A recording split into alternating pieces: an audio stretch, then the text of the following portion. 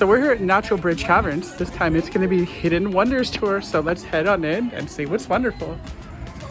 So here's going to be round 2, the Hidden Wonders Tour. Let's go see what wonders lie outside of the room. The time is a-ticking. The time is a-ticking to the Hidden Wonders. Only 15 more seconds and we're going to get called down.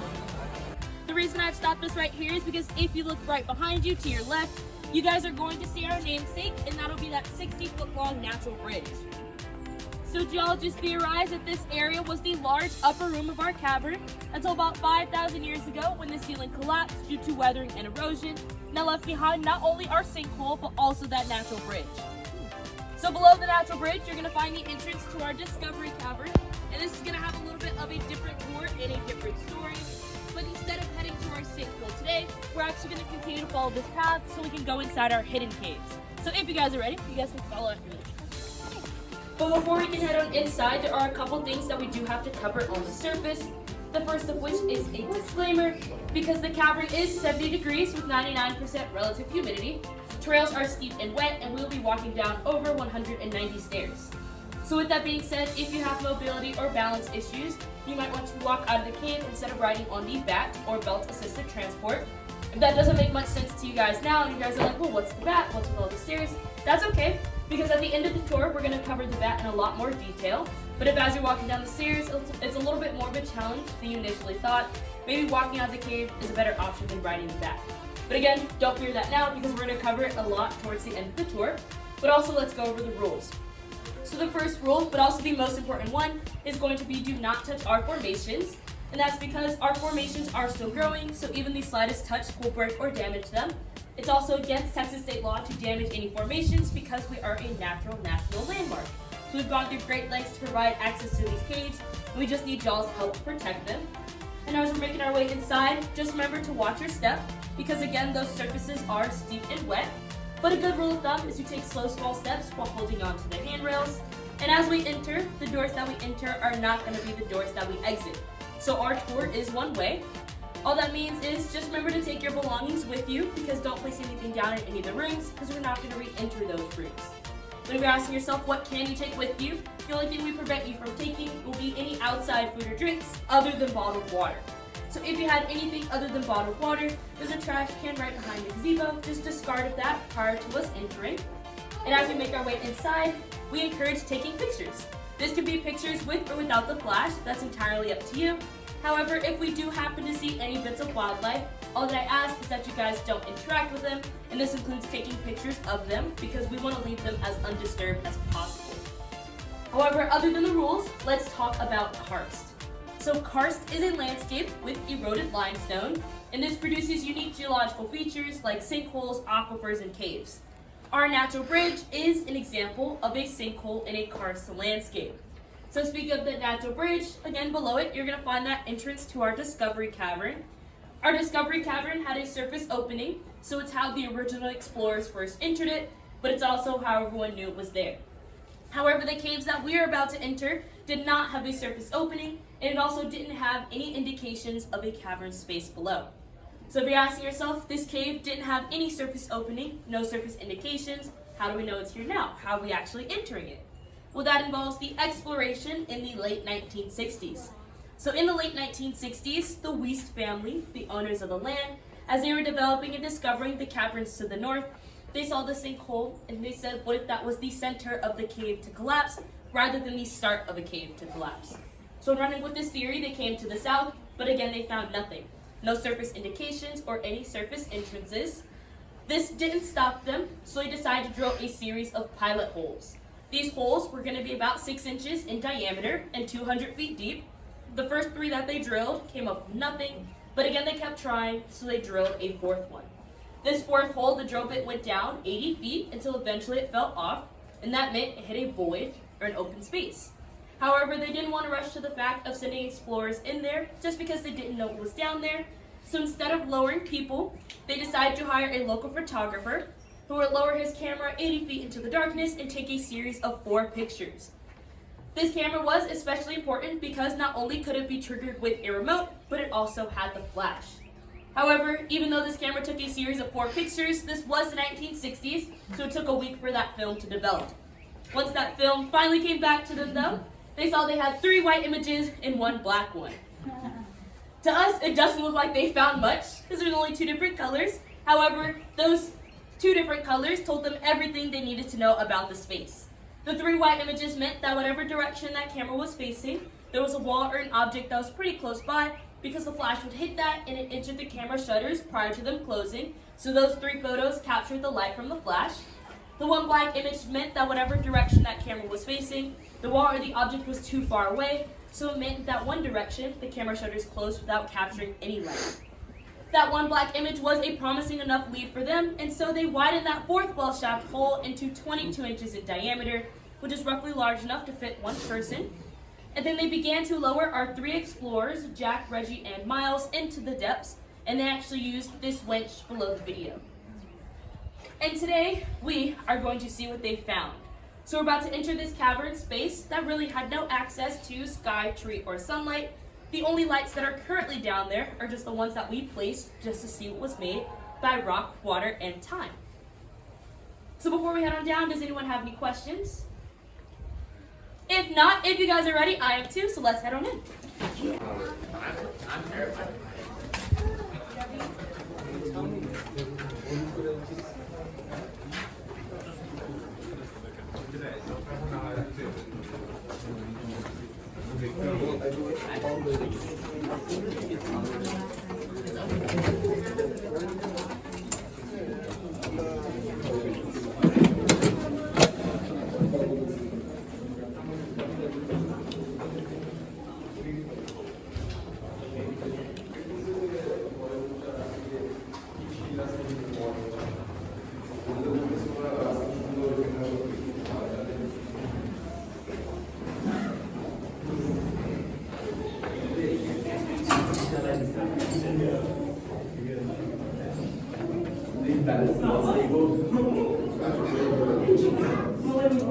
We're just gonna hang out here for just about 2 seconds, just wait for everybody to come in, because as soon as we leave, or as soon as we walk through, if somebody's behind those doors, they actually lock. So, it's best, just for me, just to make sure everybody makes their way in, so we don't accidentally lock anyone out.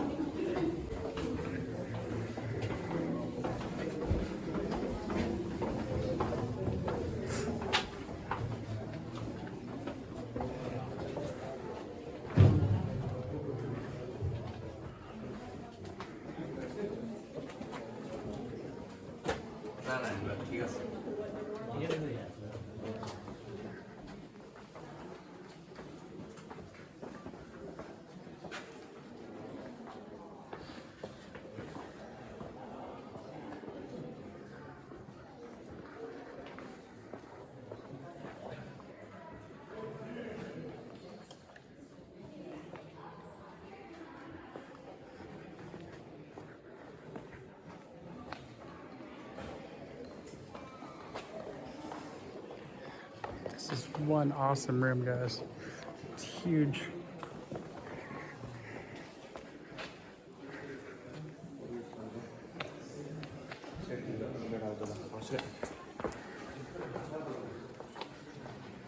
A large majority of people can fit within this space.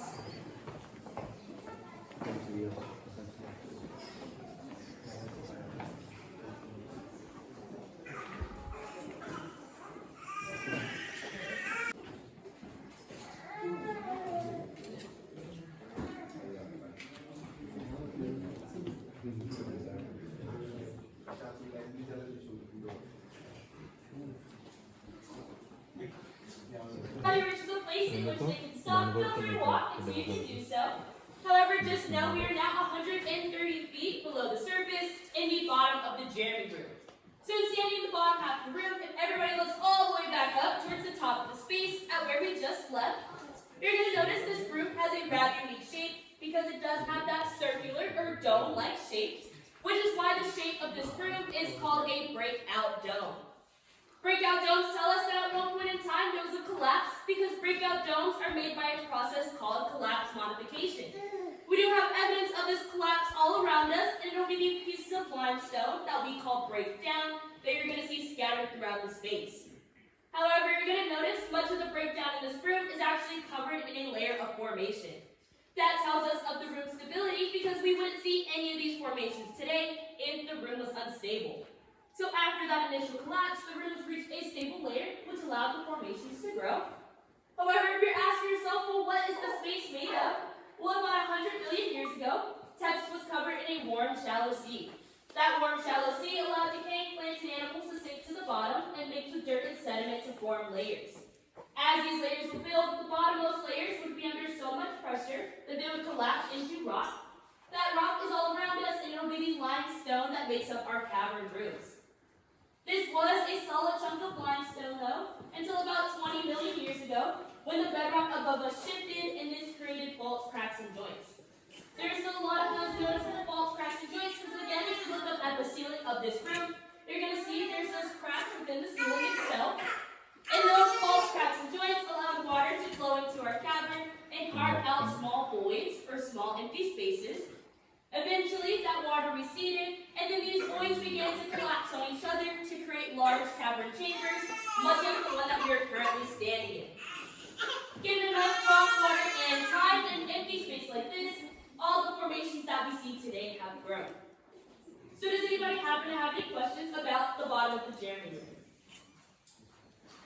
If not, before we actually move on any forward, I'll be explaining our next two rooms here because you guys are going to notice they are rather small in size. The first space that we're going to hit is called the Broom closet. It's called the Broom closet because it's going to house a lot of those tall and slender stalagmites, and these are called broomstick stalagmites. So after we make our way past the Broom closet, we're going to walk down a steep, wet, and narrow staircase that'll place us in another passageway called the dry well shaft. In the dry well shaft, we're going to be really close to a lot of our most delicate formations. So all that I ask is that you guys remember the first rule, and that's do not touch them, because a lot of these formations, if they are touched, will just break. So in the dry well shaft, we'll actually stay behind for two reasons. One, to make sure no one's touching anything. Two, just to make sure all of our group is keeping up as we make our way into the next room. But for now, I'll make my way to the front of our group, and then we can continue.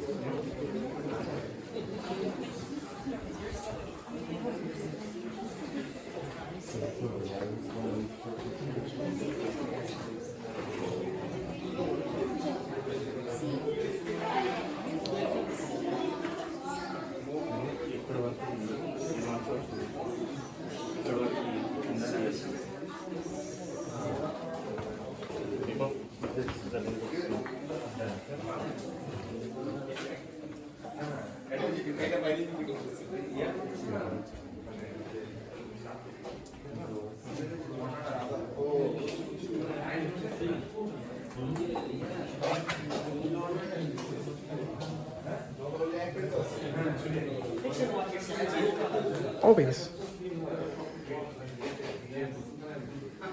And as you guys are going to see, just from the below picture, this is called the Broom closet because of all those tall and slender stalagmites.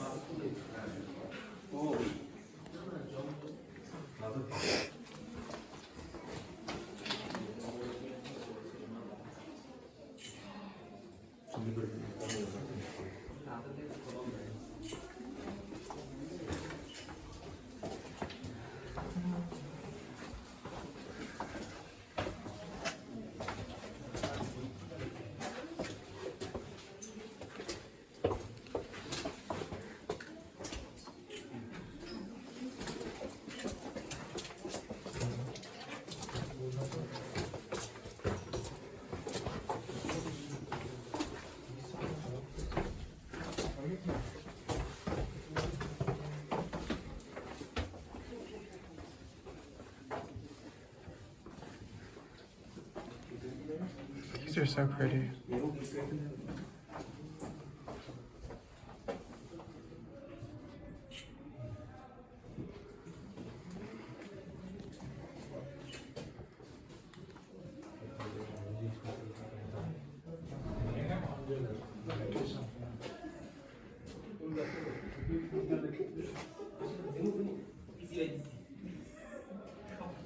Alrighty, friends. So this is that other small area that is called the dry well shaft. Again, as you're going to notice, we're actually really up close and personal to a lot of those formations. So, you guys are more than welcome to look around the room, take pictures if you would like. If you have any questions about anything you're looking at in particular, I'm always here. You guys can ask me those questions. But if at any point in time you guys are done looking around the room, all I'm going to have you guys do is head on into the next room where you're going to have a seat on those concrete style benches. But again, don't rush. Look around the room. If you have any questions, I'm always here for your questions. And that's all I got for you. So, for free, and look and see.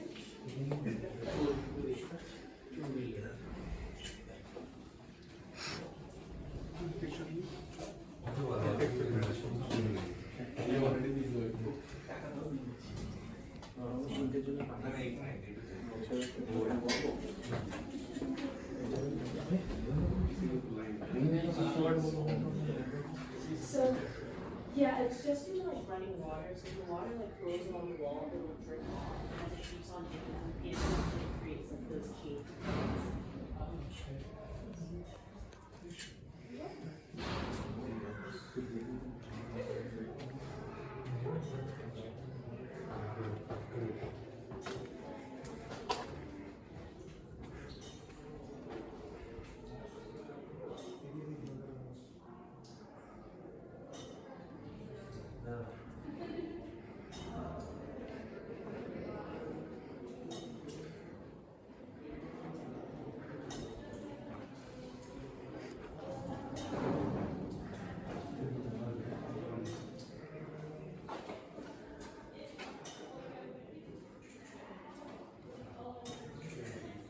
Selfie queens.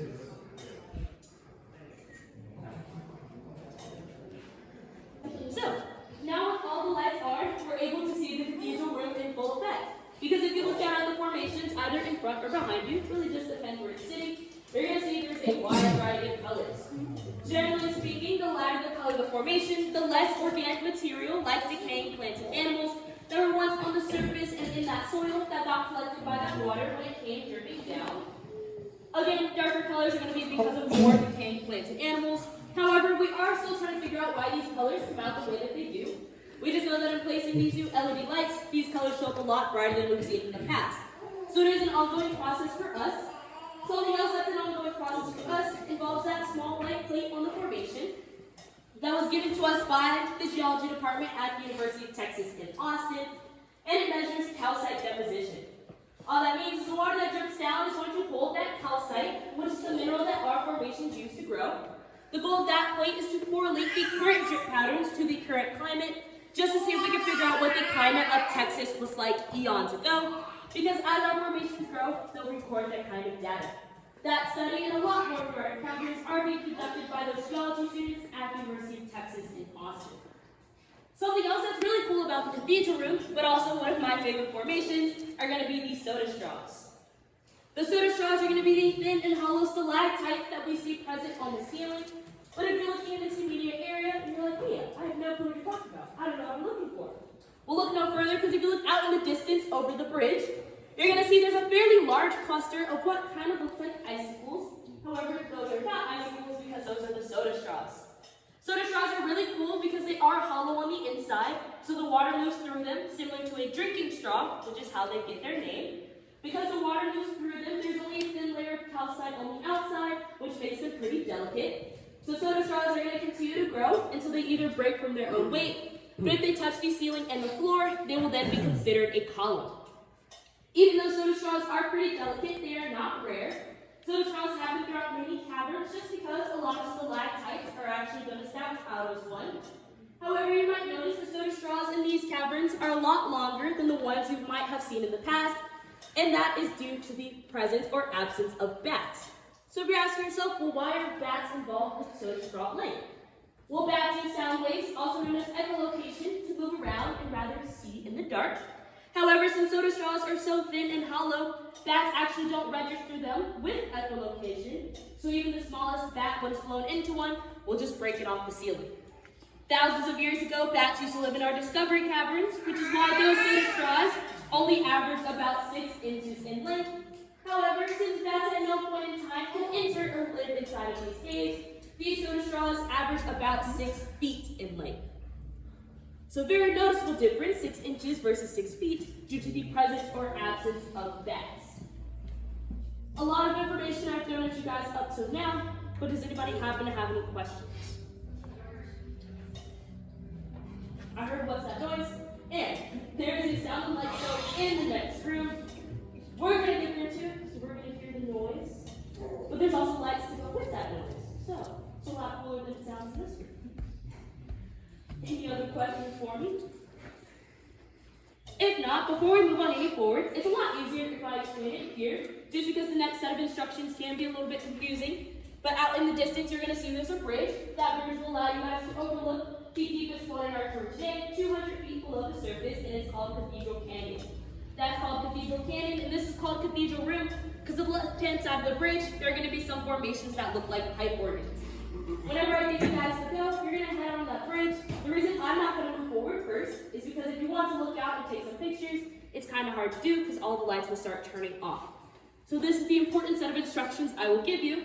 But once I give you guys the go, you're going to head out onto the bridge, look over, take some pictures. If bridges or heights make you uneasy, or you just want to make room for other people to see, you're more than welcome to move into the carved area. That carved area is going to have pictures of bugs on the wall. And it is going to have pictures of bugs on the wall, and I will actually have to do this for the entirety of that space. However, the bridge isn't very big, so if you want to move just a little bit into that area, you can. But if you're like me, I have no clue where to stop. Well, no fear, because the first picture of the bug you're going to interact with is a picture of a spider. Spider starts with S, and so does stop. So when you see that picture of the spider, you're going to stop there, because I'll have to make my way to the front, so that way I can lead us through that carved passageway. So when you see that picture of the spider, what are you going to do? Stop. You guys have passed the quiz, so I'm going to open that gate, and you guys can head on to the Cathedral Canyon and take some pictures. Thank you. Oh, you're welcome.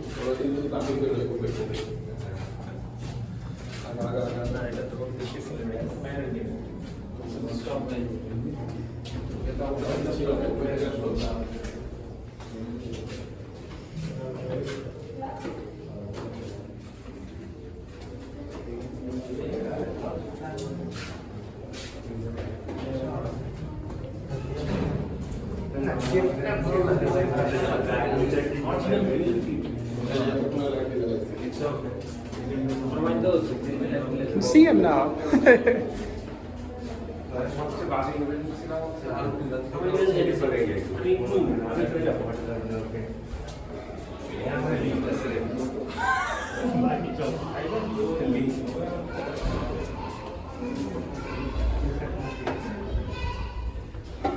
I did pass the spider. I guess it was the first one. I didn't see that was it little. Honestly, it's okay, because sometimes I'm looking around and I'm like,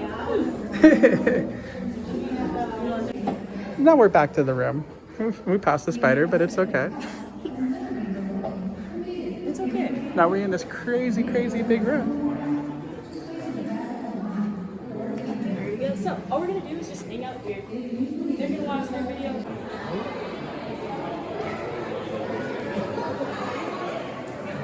We're not going to go insanely far just yet. 1, the lights are off. 2, we're going to wait for them to head out first. 3, I have to tell you guys about the room. We are large in size to the view that we've just exited, which helped it get its name of the ballroom. But as you're looking out into the ballroom, you're probably noticing there's one really big thing missing, and that's formations. So the ballroom doesn't have any formations because it's made of a different kind of limestone called dolomitic limestone. The dolomitic limestone that makes up the room actually isn't very porous, so there aren't very many holes within the limestone itself for the water to travel through. So instead of moving through the room, it moves around the room as a whole, depositing that water elsewhere. But without that water and that calcite, the formations cannot grow. Something that's also present within the ballroom that we saw a little bit earlier is that breakout dome, or the dome-like shape. And all of that breakdown is just going to lie around us, around the sides of the room. However, you might be asking yourself, Nina, the ballroom's pretty big. Can this room hold events? And that answer would be yes. This room is fully accessible to host events like dinners and concerts. We have had both of those in the past, and they're planning future ones. So if you guys ever find yourself back in San Antonio and you're like, hey, I want to check out Natural Bridge Caverns again, hear the natural acoustics of our cavern, well, look no further because the ballroom is going to have what you need. Before you guys depart, though, there is one more little thing that I'd like to tell you about, and that involves the handrails that you're going to see at the left-hand side of the room. That is a ramp that will take us to where we will be playing our Hidden Wonders Sound and Light Show. But since I did say lights, there is a bit of a warning, because if you are photosensitive to flashing lights, I will have you stay in the ballroom so you can hear the show rather than see it. However, if at any point in time you guys are done looking around the ballroom, done taking pictures, and done asking questions if you have any, all we're going to do is head down the ramp so that way we can watch the show. That ramp is still steep and wet, so just remember, slow small steps while holding on to the handrails. But for now, if you guys want to look around the ballroom first, if you have any questions, I'm always open. But remember, if you're ready, you can just head on down the ramp.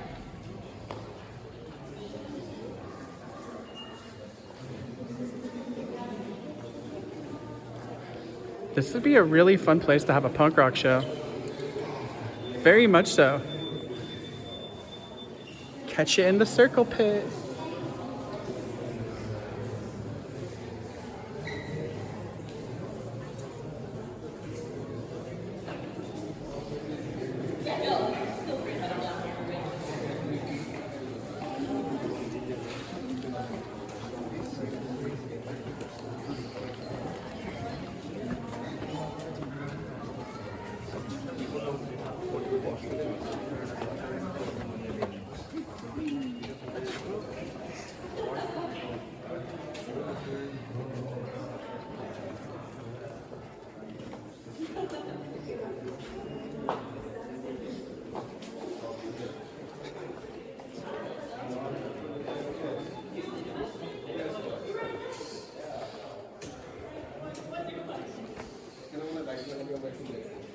Hit you back when the lights come on.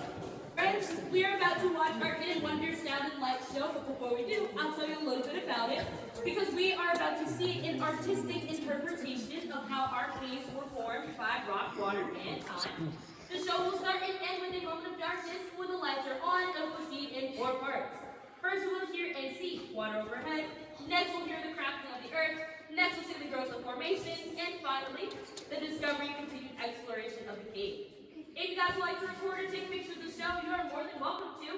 This is going to be really the only space where I recommend turning your flash off. So your picture and video can come out a lot better because it'll capture those moments of darkness. However, if your phone needs that flash to operate, no fear, because you can keep it on if you would like. However, if you guys are ready, that show will be starting in 3, 2, 1.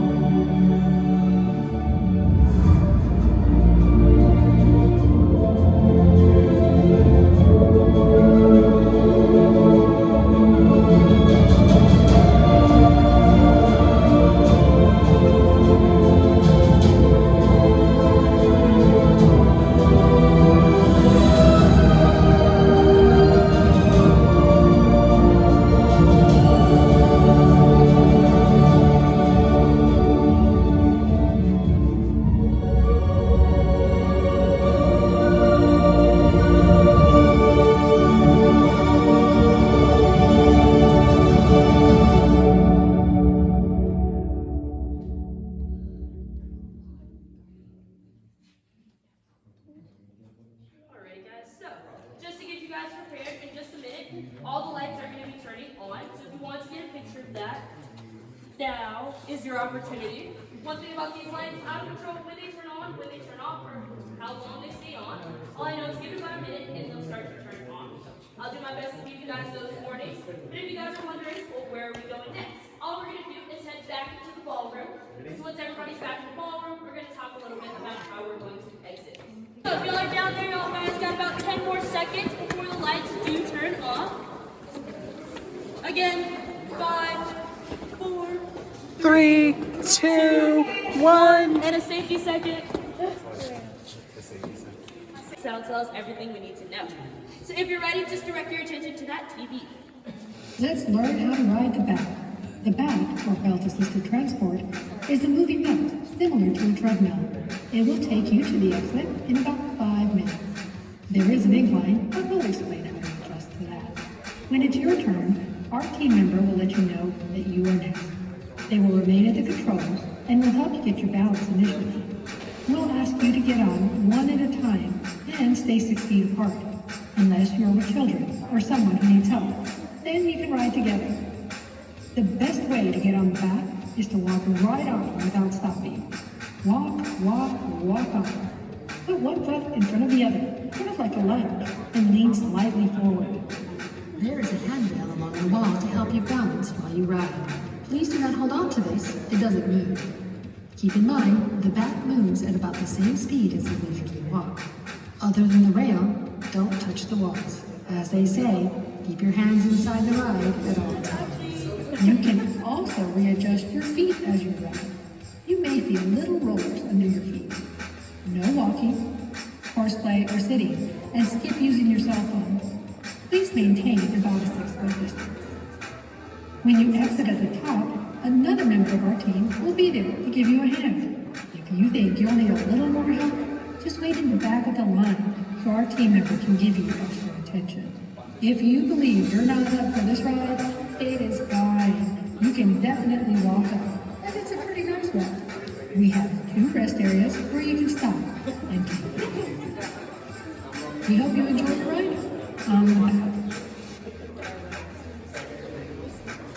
Alrighty friends, so tour's not over yet because we do still have to get you guys loaded onto the bat. But once you reach the top, you guys are more than welcome to head out back into Discovery Village. If you haven't checked out the Discovery Tour just yet, I do say give it a check out. It is an amazing tour. If you guys are at all looking for me once you hit the top, whether you have any last minute question, comments, or concerns, as soon as everybody gets loaded onto the bat, I'll be the last person on. So if you're waiting for me at the top, eventually I'll be up there. But if I don't see you at the top, I do hope your ride to the bat is as smooth as possible. I do hope you enjoyed our Cavern tour because it was lovely having you guys today. And no, guys, she doesn't mean the bat at Kings Island. This is a completely different one.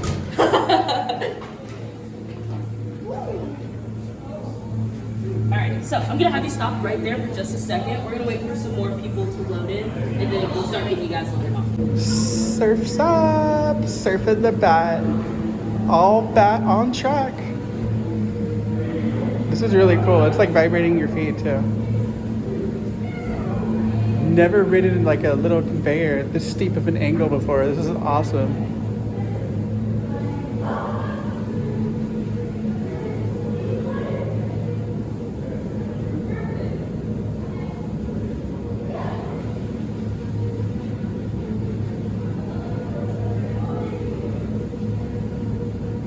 Not gonna lie, guys, this is really cool. Just cruising the bat.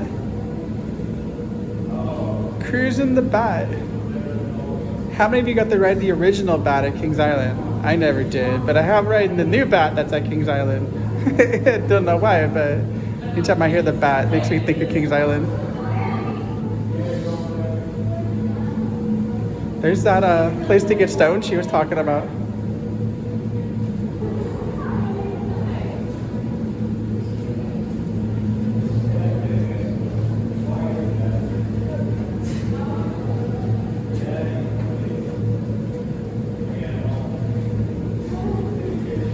She's passing us on the walking, not the bat.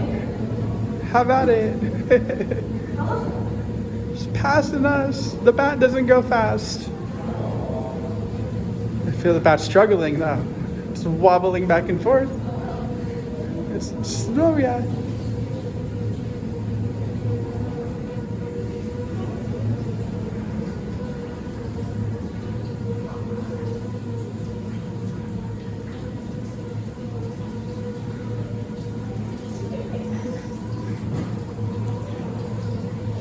quirkiness.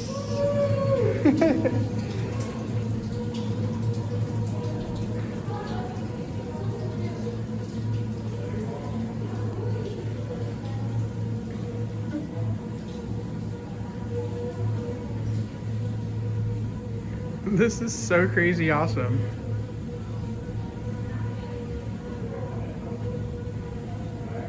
Just keep on going.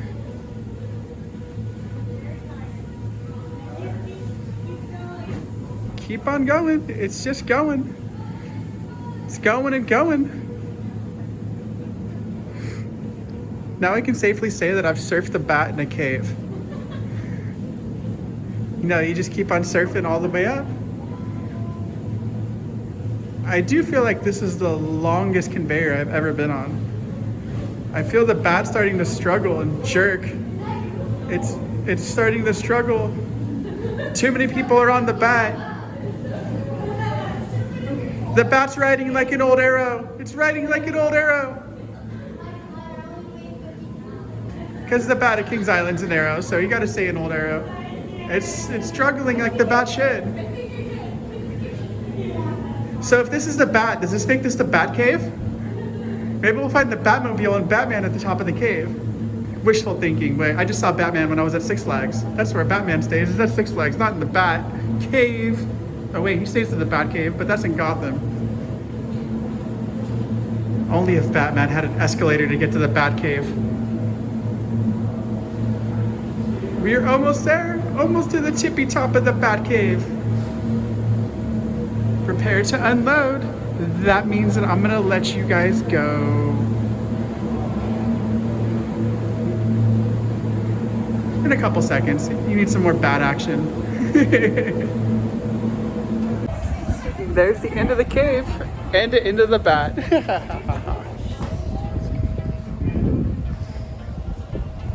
Well guys, thank you for watching this amazing cave video. Please be sure to like, comment, share, subscribe here on YouTube, as you never know what other random crazy caves and roller coasters I will film for you guys. Love you all. Stay safe, beautiful, and amazing. Like, comment, share, subscribe, not only to Pride Coaster Club, but to the Quirky Coaster couple as well. Peace out.